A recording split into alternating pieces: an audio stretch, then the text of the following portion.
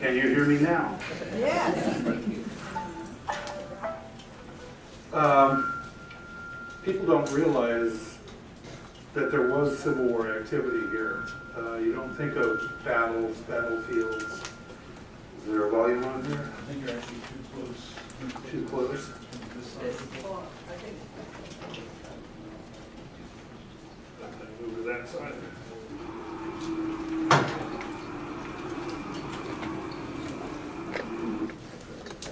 There. How's that? Much better. Better? Okay. There were no big battles here, but there was a lot of activity, and it was mostly to do with the blockade running. Running supplies from the Bahamas to here, getting rid of cash crops, cotton, turpentine. Next slide, please. But to understand what it was like here before the Civil War, what led up, how this area was at the time the Civil War started. James Ormond from Ormond Beach went down the Indian River with Douglas Dummett and a few other people in 1830, and he wrote a little journal about it, and he said there wasn't anybody on the Indian River. There didn't see any white people. There were Indians, but he said they didn't see any other people until they got to Key Biscayne. And there was one family living on Key Biscayne in 1830. So there was nobody here but Indians before that. Then the Second Seminole War started, and of course nobody was going to come here during that time. But the Army came and started some forts, Fort Pierce, Fort Anne, up by Hollover Canal, and there was activity. Soldiers were here. Well, some of the soldiers, William Tecumseh Sherman's first assignment was at Fort Pierce after he graduated from West Point. And he complained he had nothing to do but fish and hunt. So, a lot of these soldiers ended up coming back years later because they like to hunt and fish. In fact, the Armed Occupation Act, the Second Seminole War ended in 1842 as kind of a draw. Nobody won. They just kind of mutually agreed. And they started the Armed Occupation Act. And it basically said that you could have up to 160 acres of land for free if you cleared 5 acres, built a house, and lived on it for 5 years. Well, that drew about 100 families to the Indian River. And they mostly settled to the south, down around Fort Pierce and St. Lucie, but there were a few up here. But then there was an Indian scare in 1849. One of the traders, the people would trade with the Indians, and one of them, the Indians thought, cheated them, and they got a little bit liquored up and they killed the guy and wounded another one. So everybody fled. The whole Indian River was abandoned because it was like another Indian War was going to start. And Burnham, not our first, but our lighthouse keeper for many years, was part of that group. Douglas Dummett was an Armed Occupation Act settler on Banana Creek. And many names, I saw an obituary in the paper last week, Charlie Niemeyer. And he was, his great-great-great-great-grandfather, Charlie Niemeyer, was part of that armed occupation settlement. So some of them stayed around for a long, long time. Then the Third Seminole, then people were here in the 1850s. They came back, many of them. They started plantations, a little bit of citrus, pineapples. But then the Third Seminole War started, and so they fled again. And that ended in 1857, and then people came back. So by the time the outbreak of the war started, a lot of these armed occupation settlers came back, and there were a few new ones. So there was a scattering of people here at the beginning of the Civil War. Next.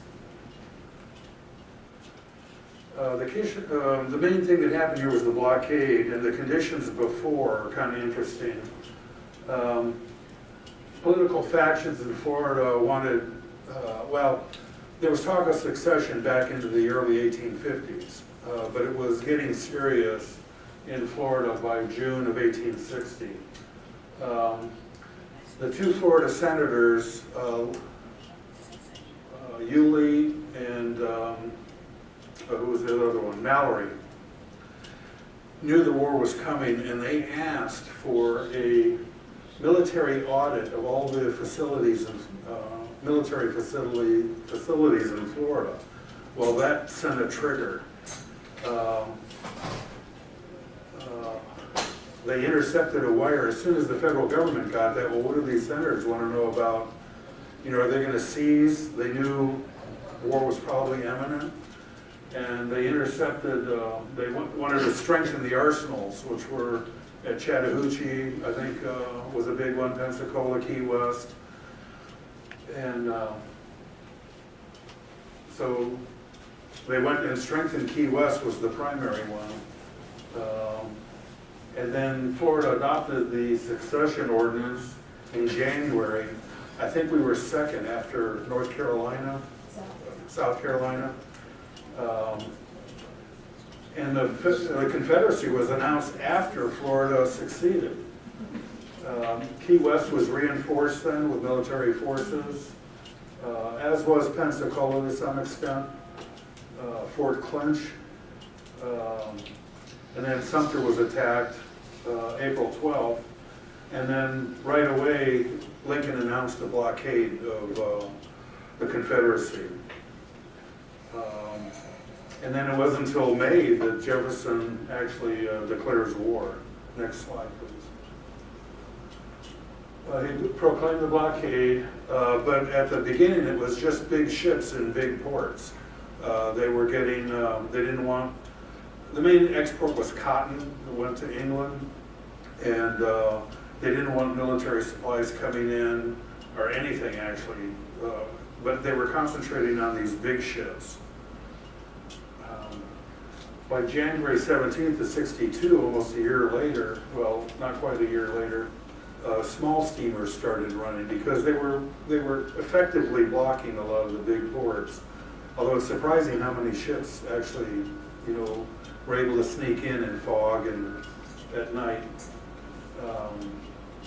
But the prices of staples in the South skyrocketed. Just basic things. Salt was one, but it turned out that Florida was a major producer of salt, the Confederacy a little later. There was a St. John's and Indian River Canal Company that was chartered in the 1850s, but nothing was ever done.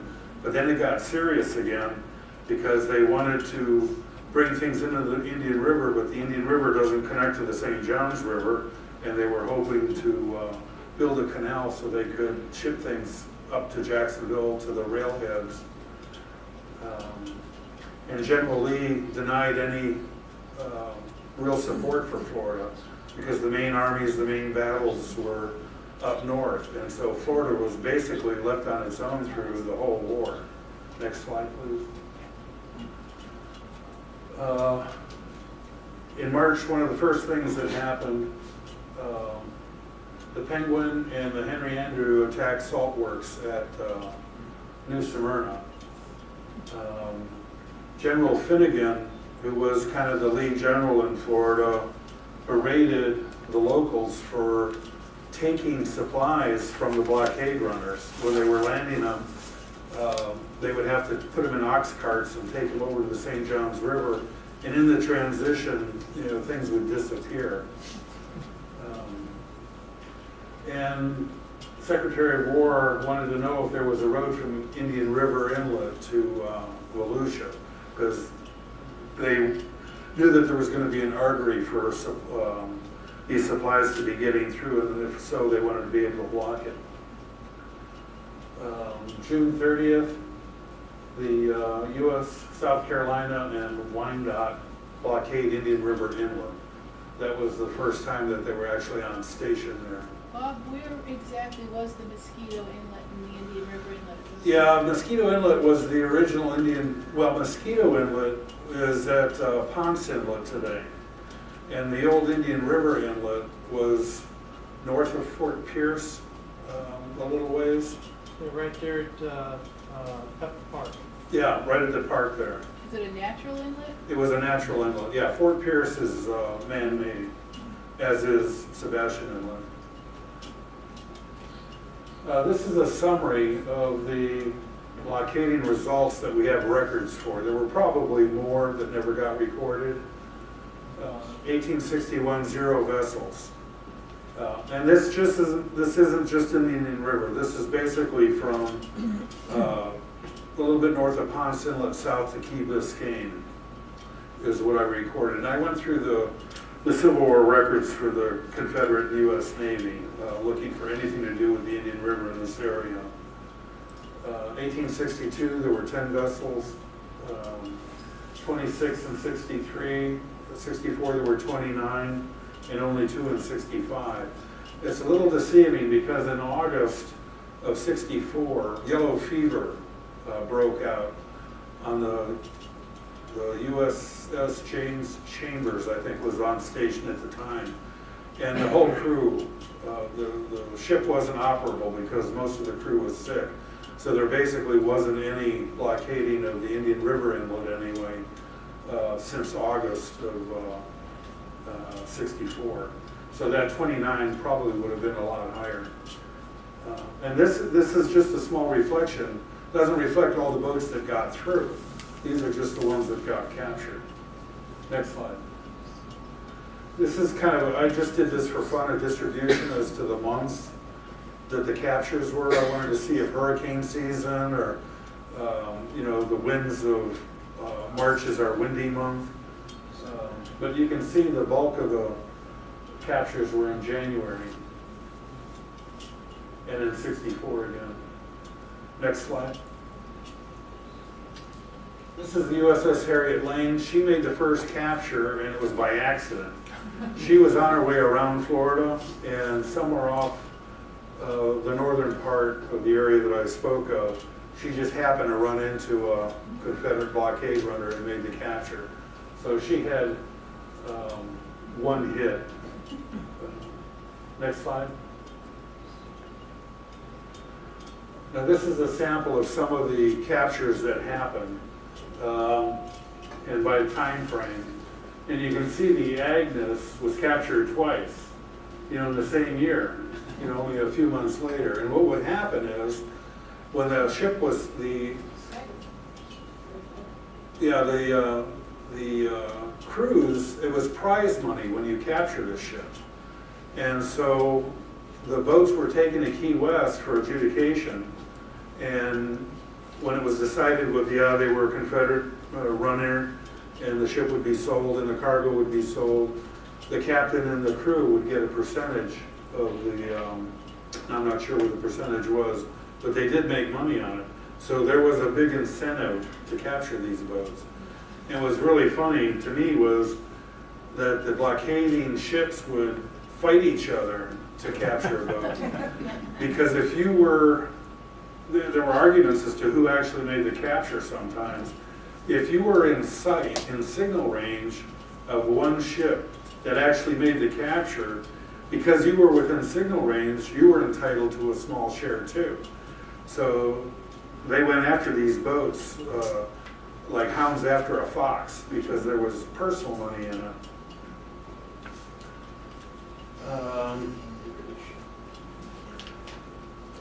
The Admiral wrote to DuPont that through several sources there is now in operation extensive salt works and some 100 pans and boilers. We know that there was a salt works in Titusville, a pretty big one, and there was a drought at this period of time, and the only inlet open was Indian River Inlet, and it was a fairly shallow inlet. And so, because there was no rainfall coming into the creeks, the Indian River was actually saltier than the ocean. And so they would gather up the water, throw it in the pans, and boil them to make salt, and a lot of salt. And Frank, I've always heard rumors there were salt works at Melbourne Beach, but I never saw anything in writing or any documentation of that.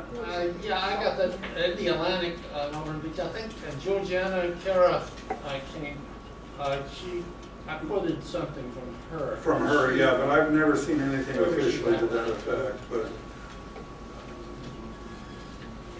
there was a guy that came, a man by the name of Carlton, came to visit the area, Titusville, in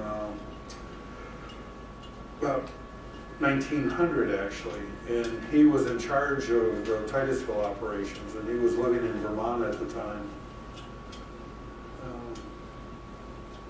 But you can see the cargo, 60 bales of cotton, barrels of rosin, which is pine sap from the naval stores, 100 bags of salt. Now that obviously was coming in because the Confederacy needed salt. The cotton bales and the rosin were boats going out because that would bring cash in. You couldn't sell it here because we had plenty of it. So you could tell what ships were coming in or going out by what the cargo was they were carrying.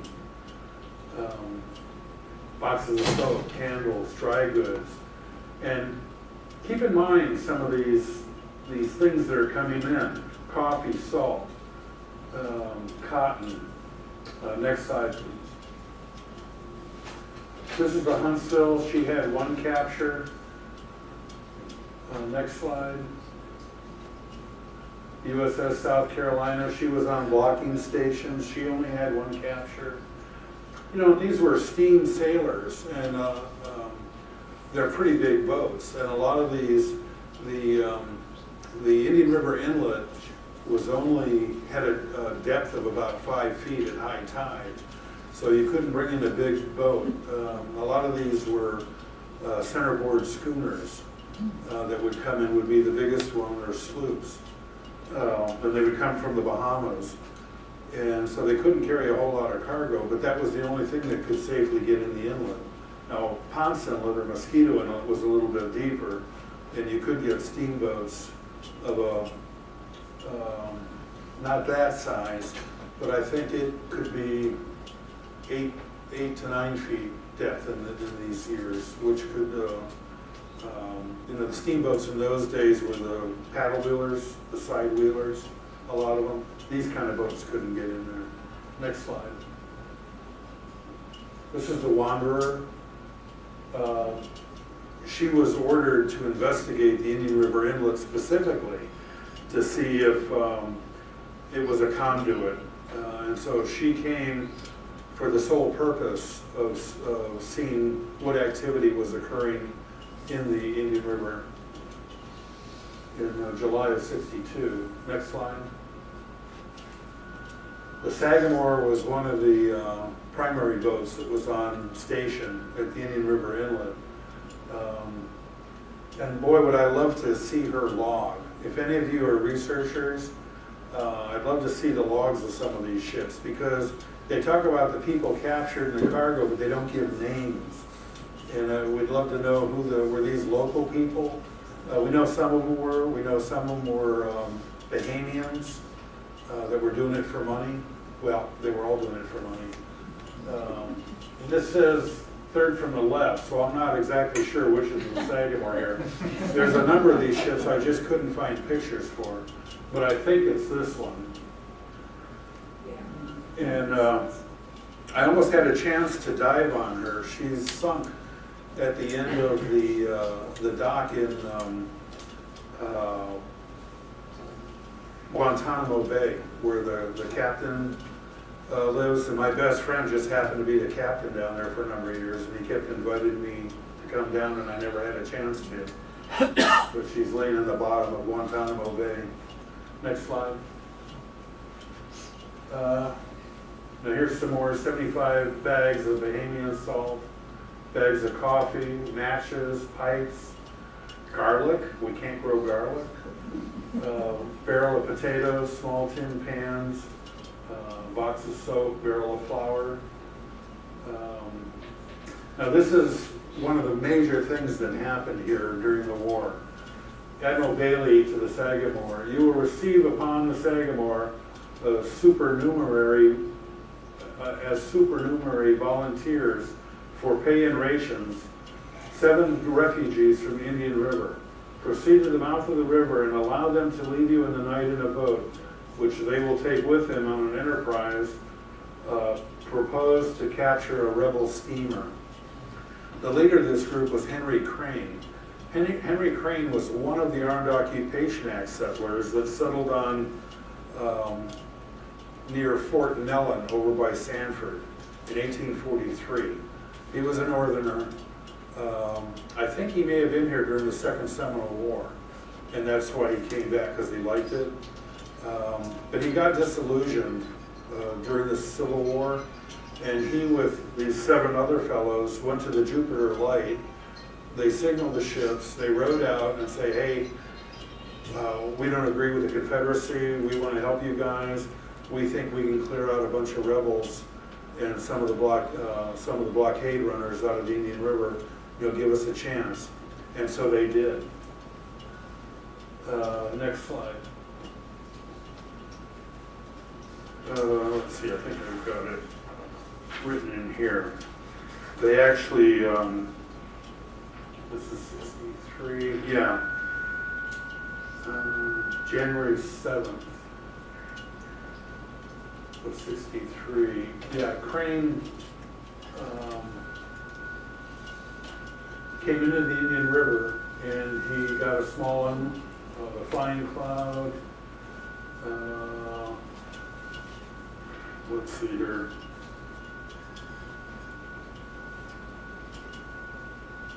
Yeah, they call them Henry A. Crane's Refugee Rangers. Find and destroy an empty schooner named the Flying Cloud. Henry Crane's refugees find a cache of salt bags and destroy the same. Henry Crane's Refugee Rangers capture a small boat and 2 individuals. February 2nd, Henry Crane's Refugee Rangers find a cache of salt and destroy the same. They find a cache of goods near Jupiter, and this is all inside the Indian River. One interesting thing is, fairly early in the war, a man that lived here for a long time took it upon himself to dismantle the lighthouses. And this is James Payne, and he lived in near Fort Pierce. And he was probably in his early 50s when this happened, and he wrote a letter to the governor, Governor Milton at the time. We, the undersigned residents of Indian River, believing it our solemn duty of every citizen to try and serve his state, have taken responsibility of putting out the lights at Key Biscayne, Cape Florida, and Jupiter. And they went down to, it was Payne, Oswald Lane, and a guy named Ivy. And they went down to Key Biscayne to the lighthouse there, and Lane knew the lighthouse keepers. There were 2 of them. And they were up, and they kept the door locked because they didn't know if Indians were coming. It was a pretty scary time to be a lighthouse keeper in Florida at the time. Well, they told yelled up at the lighthouse keepers that the supply boat from Key West was going to be coming, and they knew about it, and come on down, let us in.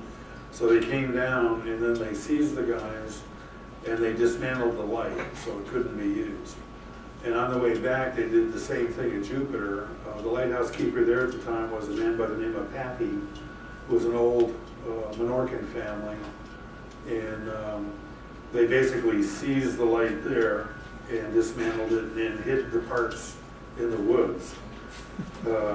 Henry Crane, while he was with his group, actually discovered the missing pieces of the light and were able to save them and take them out to the boat, to the ship.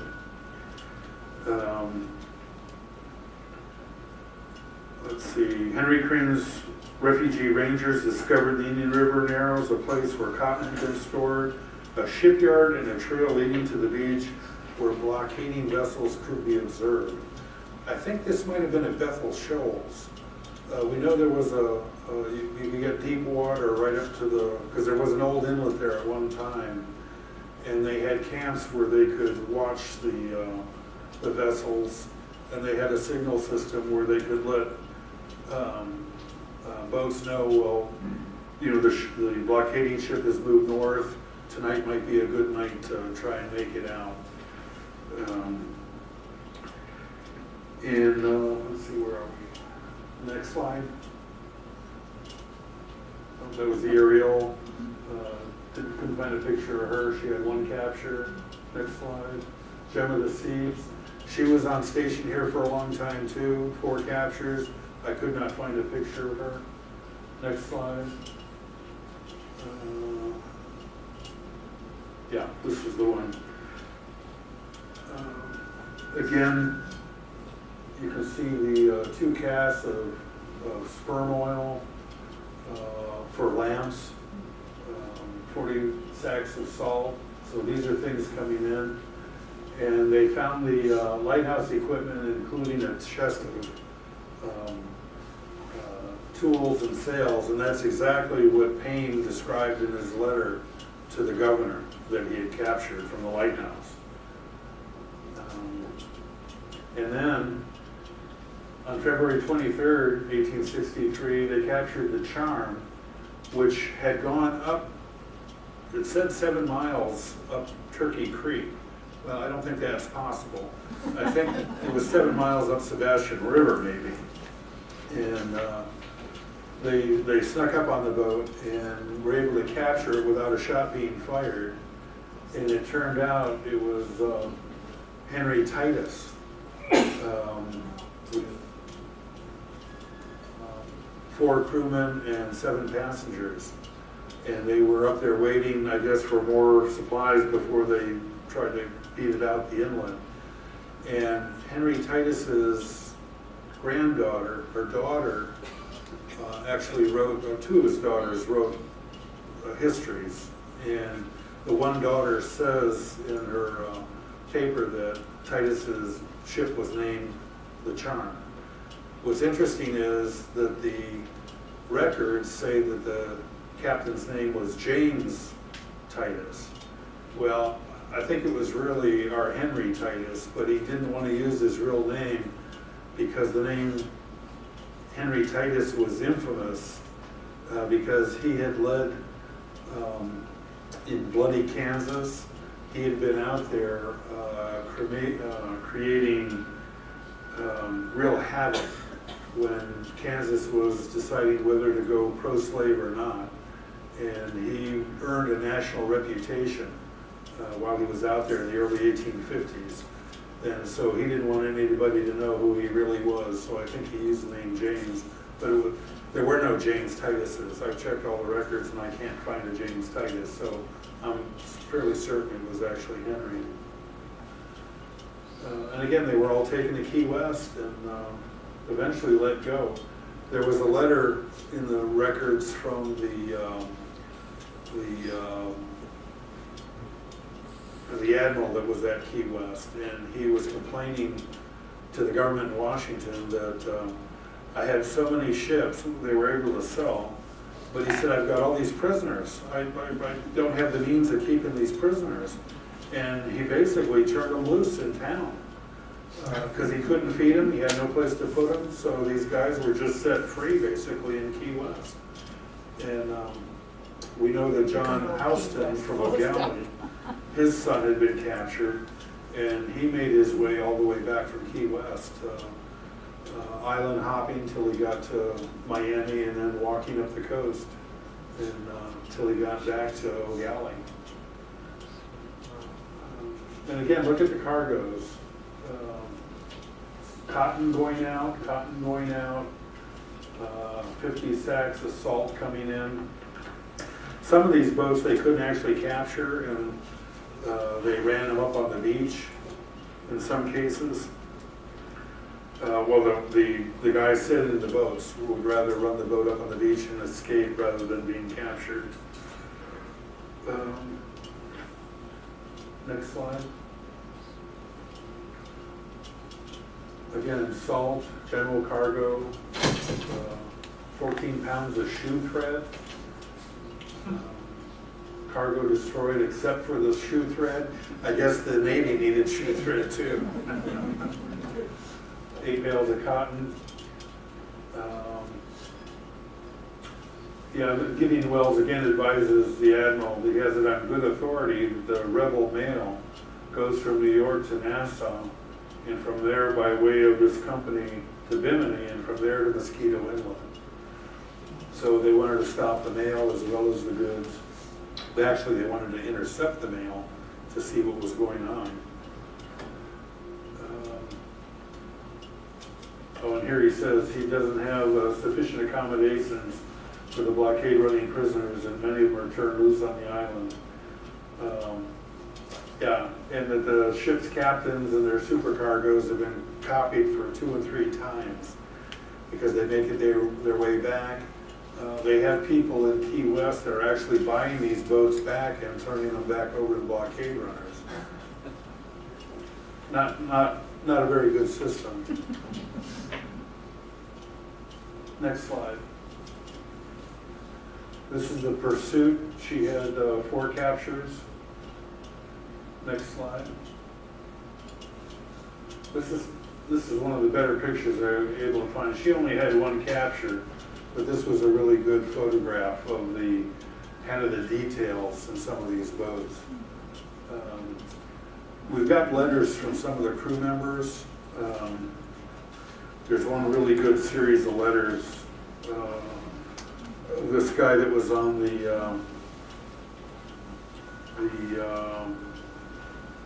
it was actually a schooner, the J.S. Chambers, and she was on station at Indian River Inlet, and that was the ship that first got the yellow fever. Well, they got a fever and they weren't sure what it was. And the captain wrote letters back and forth, and this one master's mate wrote letters to his family, a whole series of letters. Well, I don't have the fever today, but the doctor just died, or you know, a third of the crew is sick. There's not enough guys to man the ship, and it goes on. And finally, it took till December before they got relief and were able to leave and go to Baltimore. And on the way, the captain died, and this master's mate ended up in command of the ship because he was the only one left that could. But a lot of people died. Next slide, please. Here's more later on, July. We're getting into the August time frame now. And again, barrels of turpentine, cotton, unladen, unnamed cargo. That's why I'd love to be able to go through the logbooks, you know, of these ships and find out who these people were and what the cargoes were. Here they went into New Smyrna, the Sagamore, the Oleander, the Beauregard, and the Peril. They went in there twice, and there's one story, the Sheldon family was living there, just opposite the inlet. And there's a story that one day they were having dinner when a cannonball came through their house from one of these ships. And I'm not sure if the house is still there, but it was a long time. And they kind of left the cannonball hole there as a reminder. Next slide, please. General cargo, salt, dry goods, box of notions. Well, I can't spell too good. Half chest of tea, barrels of whiskey, the Confederacy. And this boat was going out, 3,000 pounds of cotton and money in gold, and that was to buy supplies. And dry goods, a lot of dry goods. But there's one thing you don't see, and I'll get to that in a minute. And that's, I didn't even think about it until I got to the end of all this. Okay, and this is Henry Crane ended up cleaning out Indian River. Most of these captures were done off the coast, trying to get in, but for a while there were no boats coming into Key West. They really did clean it out. They did such a good job. He ended up getting, well, here you can see, sir, you will receive on board a company of Rangers organized by Brigadier General Woodbury under the command of Lieutenant Myers, and consisting of 25 to 30 men together with their camp, equipage, and convey them to Charlotte Harbor. Well, you will report acting volunteer Lieutenant Baxter for further orders. Henry Crane and his men to stop cattle shipments to the Confederacy. And we know Florida ended up being the breadbasket of the Confederacy. And we were supplying all the meat and the salt to cure the meat for the Confederacy. If they could cut that off, the war would have ended at least a year, maybe 2 years before, if they'd cut off the supplies. But here's Henry Crane again, and he went all along the Gulf Coast doing the same thing that he did over here. And they destroyed some really big salt works over on the West Coast. Next slide, please. And it's funny because they actually went into Tampa Bay, and Henry Crane's kid was a devout Confederate, and he was in Tampa Bay at the time. And Henry Crane was on a ship that shelled Tampa, where his own son was. And I never did hear if they ever reconciled after the war.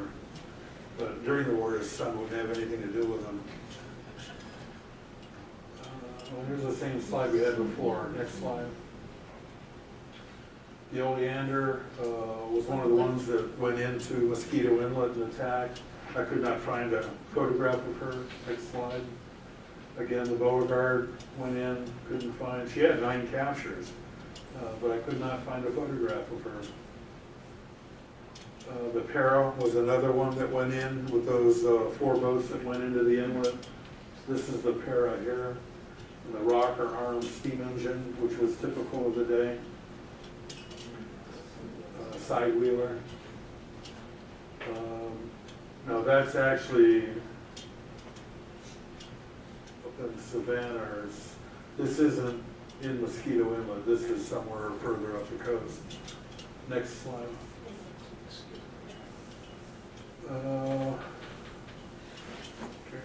You may have seen these names before. The Mary, she's been captured before. Doherty, Sanders. Oh, this is interesting. T.W. Lund. Now, some of you historians might be familiar with that name. After the war, T.W. Lund had the first commercial steamboat on Indian River called the Pioneer. And he built the second hotel in Titusville. Titus built the Titus House, and Thomas Lund built the Lund House. And he was a mover and shaker in Titusville after the war, but he got his start during the blockade. And his descendants are still around, I think. And again, salt, gin, soda, dry goods, cotton going out. Next slide, please. The Honeysuckle, 2 captures.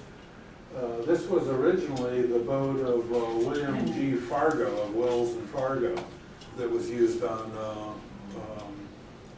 their line, and then converted into a blockade runner, or a blockading ship. Next slide. The Roebuck. This isn't the Roebuck, but this is a bark rig clipper ship, is what she was. Now, I don't know how a clipper ship like this could outmaneuver, some of these small schooners. Maybe they just cannon power they got them to haul in. But she had one of the best records of captures during the war. Next slide. And more cotton, turpentine, salt, kegs of liquor, some more of these names. There were also, and we haven't got to it yet. Next slide. This is the Norfolk Packet, had 2 captures. This isn't her, but she was a mortar schooner, which is what this boat is, very similar. Next slide. James Russell, George Harrison, William Shaw. They were locals that were blockade running.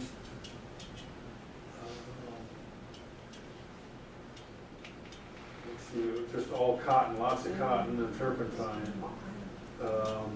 George C. Brantley. Anybody familiar with the Brantley name?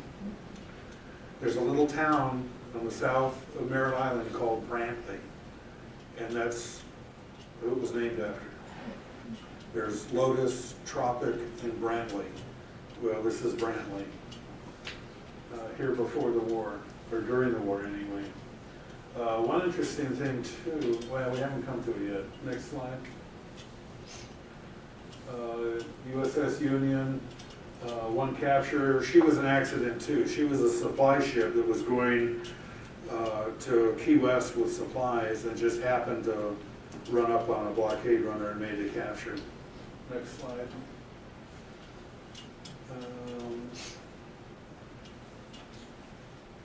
Okay. Yeah, yellow fever. No, this is, yeah, beginning of August of '64. River, cotton, rum, box of sundries, a large box, a percussion caps. Percussion caps. Where have we, and when I saw that, the bells went off in my head. That's the first military supplies that these blockaders were running. These guys weren't running blockade for the Confederacy. These guys were profiteers. They were making money for themselves. You look at all this stuff that they were bringing in, most of it wasn't for the Confederacy. They were black market. So, and that was a shock to me. This is the first time we saw anything that was military oriented. So, running the blockade, oh, these heroes, running the blockade, in my mind, bull. They were profiteering. The big ships, the big steamers were carrying military supplies, but this was the first time. Not to say that other ships got through, that made it through the blockade, might have been carrying stuff, but this is the first one I ever saw. And there were cargoes that were unnamed, but you think if they were carrying military supplies, they would have been named in the records. But this was the first one, and here we are, in '65 at the end of the war. That was the big shock to me. Okay, so basically, the war is ending, but they ordered the blockade vessels to remain on station to thwart the escape of the Confederate leaders. And we all know, most of us know, Breckinridge actually came through here at Indian River, came down the St. Johns River, crossed over the Indian River, and eventually escaped to Cuba. But in Biscayne Bay, they were actually stopped. I think he was on shore at the time, and two guys were out in the boat that they were going to go, kind of looking to see, were there any blockaders out there, and lo and behold, they got stopped, and they just pretended they were fishermen and traders, and they actually traded with the blockading ship, and they let them go, thinking, they were just locals, the war is over. But then right after that, they picked up Breckinridge and took him to Cuba, so he did escape. Next slide. This is the Chambers, the schooner that had the yellow fever that was on station for so long that so many died, and I could not find a photograph of her. I really wish I could have found one of her. Next. The Victoria, she had 2 captures. Next. The Arizona, 1 capture. Next. Proteus, just 1 capture. Next. Oop, that's it. Oh, there we go. Now this is interesting. This is the Governor Milton, and she was captured in October of '60. What does it say there?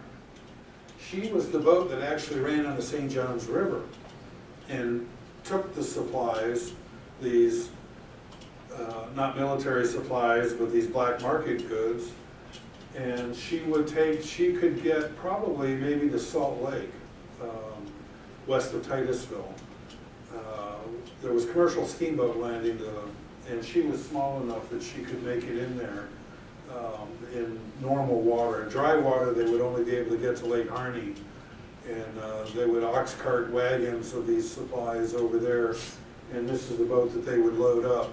And there were some other ones, but she was actually captured near Enterprise by the federal troops when they had occupied Jacksonville and were running up and down. The Maple Leaf was sunk by a mine, and further up the St. John's. But this is how the cargo would get further north. Next slide. Magnolia, one capture, no picture. Next. Wando, no capture. Next. This is the ship that was left guarding Indian River and the southeast Florida in pursuit of the Confederate cabinet. But I'm not sure this is the one that actually met with the Confederates in Biscayne that were carrying Breckinridge. Next one. Now these are typical ships that ran the blockade. Next slide. This is a typical schooner, two-masted schooner that would run to the Bahamas and back. Next slide. Same thing. They could carry quite a bit of cargo loaded up, and all that sail. They could move pretty good with all that sail. Next slide.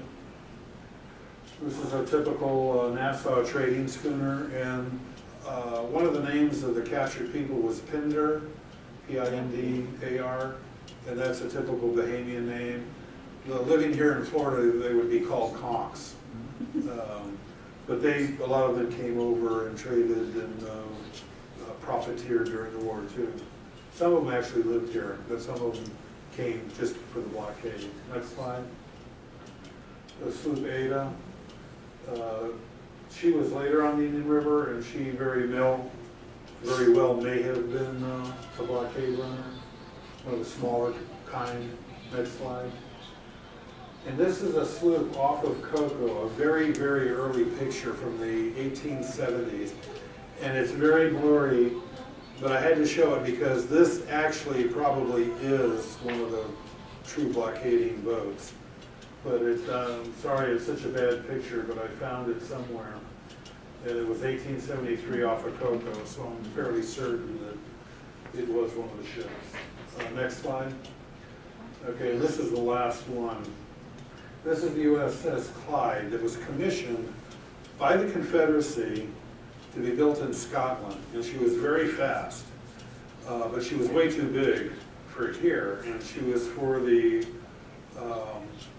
northern ports, and she actually was owned by the Confederacy, and specially built, very fast, very efficient.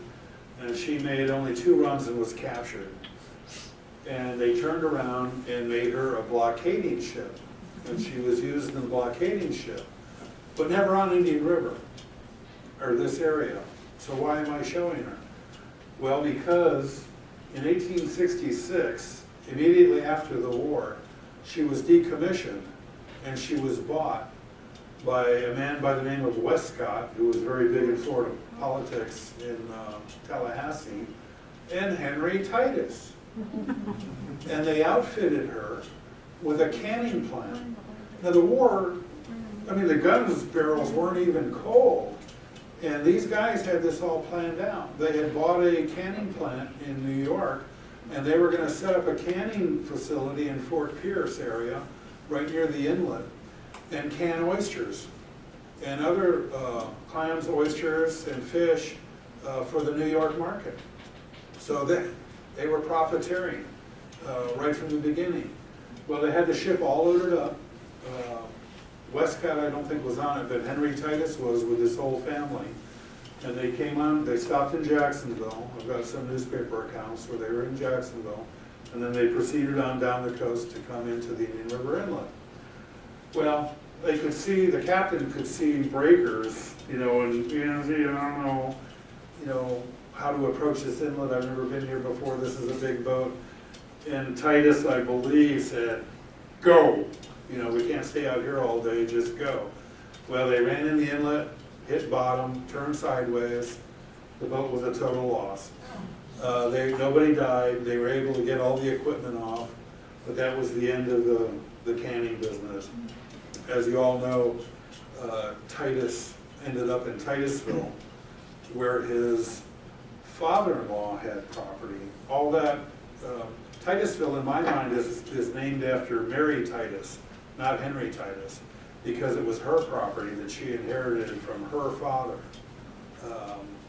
So that's my story and I'm sticking to it.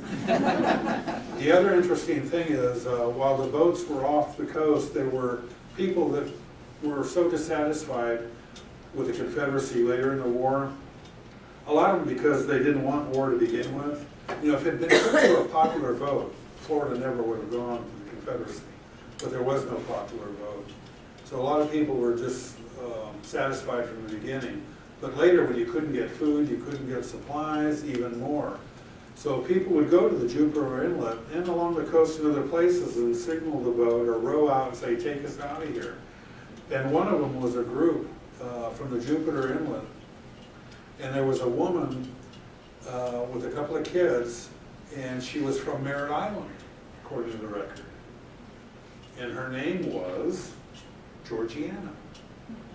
So I believe Georgiana on Merritt Island was named after this woman, I think.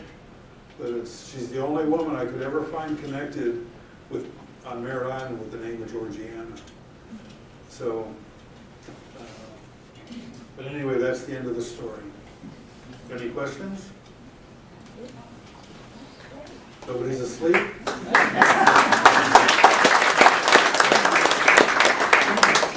Add something, because I was kind of interested in Russell, Yeah. and it turns out he was a great pilot, and he was caught so many times going out that they Right. hired him. Right. And then he worked all along our coast and the Gulf Coast, and he was like famous as, and then he came back and. Well, I think he lived was there with forever. Crane later on. Was he? Yeah, I think so. But he was also the portmaster of the Indian River Inlet before the war. Ah. During the Armed Yeah, Occupation yeah, Act, yeah. he was actually the port authority down there. Yeah, he was Yeah. quite a guy. Yeah. I'd like to, I'm trying to put his story together. One interesting thing too about Payne, James Payne, the one that was captured a couple times and dismantled the lighthouses, he actually homesteaded in Rockledge. The people up there, if they look at their deeds along the river there, the original homestead was in his name. But he didn't come back there after the war. Any other questions? Yes? A couple of things you mentioned about, you know, if it's been put to a popular vote for succession stuff. Under the Armed Occupation Act, most of the soldiers, well, like Frederick Manning, he got a land grant from Franklin Pierce for 340 acres over in Bradenton. He was a cousin. And because he... What time frame was that? 1843.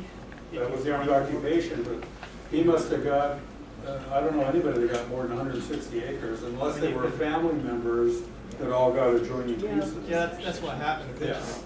Yeah. But his was dedicated to him because he'd been in two previous wars, you know, the Mexican-American War and the Florida Wars and everything. He got a large grant over there and stuff. He was very pro-South during the time, and many of my ancestors were from Florida were very pro-South. Right. So it's Well, kind of there were hard, many- it's many kind of that hard to were. come out with a popular vote saying that, you know, many people, because most of them were soldiers, and most of the soldiers that fought in the Confederacy, Robert Lee included, were previous federal soldiers, you know, that had commissions from West Point and everything else. That's right, but Lee didn't want to fight. Lee was against it. Well, that's And- partially true that he fought for the state.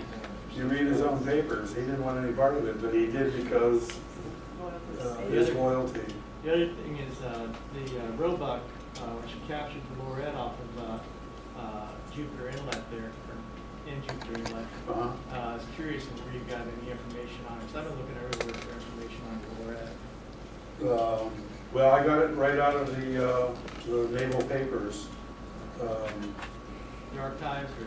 Yeah, well, they did in 1965, they did a Florida did a series on the Civil War, and I've got a collection of what they did then, and I found it in there, I think. Another thing too about military bounties, you could get land later on, the Homestead Act and the Armed Occupation Act. There was also military bounties. In John Houston and O'Galley, there was actually a man named Stone got that property around the harbor there through a military bounty. And Houston got his Armed Occupation Act over on Lake Monroe. But he wanted to move over here, but he couldn't apply. You can only apply for one grant like that. So what he did is he bought the rights from Stone for his military bounty. So there was trading and swapping like that too. Yes? What happened to Confederate leaders that were captured? The way they were fleeing all over the place makes you wonder what they thought was going to happen to them if they were captured. Well, there's probably other people here better qualified to answer that than me. I mean, Lee, you know, he ended up teaching, you know, at the university. Samuel Mudd, who had nothing to do with it, was sent to prison for many years just for treating John Booth's leg. Yes? Well, when Breckenridge left out of Titusville, he had just gotten word that Jefferson Davis had just been taken prisoner. Yeah. And they were all afraid that they're going to be tried for piracy or treason. Right. Davis, I think, was Breckenridge. held a long, long time. Yeah, they And were he all was- held. Well, he was held longer than most. Right. And he was pretty well ruined. Well, one of the things that happened is that the Confederates had to blame somebody. Oh, And rather than the St. Lee, they took out after Jefferson Davis. So Right. even after the war, the other Confederates were very down on him, so he was really. go ahead, don't let her stop you. There at Fort Monroe, I've been to the cell where Jefferson Davis was kept. He was only kept there for about 2 months before he got sick, and we moved him on to a base housing, which is no longer there and everything, Right. unfortunately. But after that, his pardon was bought by Horace Greeley of the New York newspaper and everything, and he was given, you know, amnesty to get out of there and come back to Mississippi. Right. And after that, he was, you know, they had a big thing at Jefferson Davis at that, you know, Right. A lot of people went to Brazil, ex-Confederates. Well, an interesting thing too is after the war, Brevard County was the end of the earth. I mean, there was nothing here. And a lot of the Confederates, the diehard Confederates that lost their plantations, lost their slaves, came to Brevard County. The Magruders, the Williams, the Hiram Smith, all the biggies, the important people, were slaveholders that lost their property and came here and started the big roads. Magruder wrote the first brochure for Brevard County to attract new people in 1872, and in it he calls it the white man's refuge. So I mean that tells you. But immediately after, Yankees came and settled here too, and they got along fine, which really surprised me. A lot of people from Vermont, New York, came and got homesteads right next to these diehard Confederates, and amazingly, pretty much they all got along, for the most part. Yeah. Melbourne Cemetery has 20 Union and 20 Confederate buried down the Yeah. street. Right. Yep. Somewhere I had heard that John Houston had a salt works on Valor Park, and that it was attacked by Union gunboats. Now, No. were they operating in the Indian River? Well, Henry Crane was, and there may have been one other one that made it up this far. And certainly Houston would have been foolish if he hadn't been making salt because it was a money crop. But I've never seen anything in writing to that effect. The two family diaries or letters that we have don't mention anything about salt? They do? Oh, okay. Karen says they do. I had forgotten. Supposedly he also raised rice. I mean, you know, Yeah. Yeah, cattle, you know, the St. John's Prairie here, where there's a lot of cattle. That's why Houston first came over here. He wanted to raise cattle on the St. John's. On the prairie there. They first settled at Lake Washington and then came over here. I heard there were a lot of wolves that ate his cattle. There was a lot of wolves. There was a lot of predators in those days. Panthers, wolves.